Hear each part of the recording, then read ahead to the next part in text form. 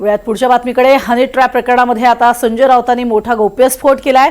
ज्या प्रफुल्ल लोढाला पोलिसांनी ताब्यात घेतलंय त्याच्या घराची कालपासनं पेनड्राईव्हसाठी चौकशी सुरू आहे. घरामध्ये अनेकदा तपास देखील केला, मात्र पेनड्राईव्ह मिळालेला नाहीये असाही दावा करण्यात आलाय.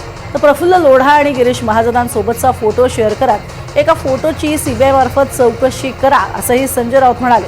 तर शिवसेनेतनं फुटलेले 4 खासदारही या ट्रॅपमध्ये अडकले आणि त्यानंतरच त्यांनी भाजपसोबत जाण्याचा निर्णय घेतला असा आरोप देखील राऊतांनी केला होता. जळगावपर्यंत ही हनी ट्रॅपची पाळमुळं आहेत, त्याचे दाखले देत होते स्वतः खडसे.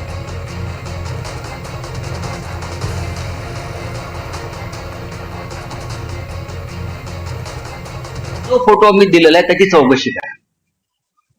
प्रफुल्ल लोढा नावाच्या व्यक्तीचा फोटो आहे. लोढाच काय होणार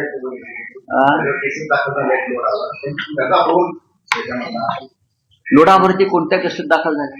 हनी ट्रॅपच्याच आहेत ना, हनी ट्रॅपच्या कोणाबरोबर फोटो आहे? आणि याची सूत्र जामनेर मधून हल्लेली आहे.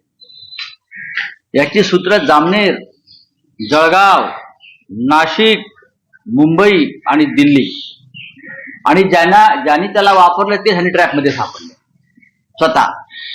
आणि 4 मंत्री म्हणतोय ते 4 मंत्री आहेतच. कोण आहेत? हे देवेंद्र फडणवीसांनाही माहिती आहे. आणि म्हणून पोलीस जंग पछाडतायत पेनड्राईव्ह शोधण्यासाठी. धडाधड रोज आज सुद्धा 5 रेड्स टाकलेले.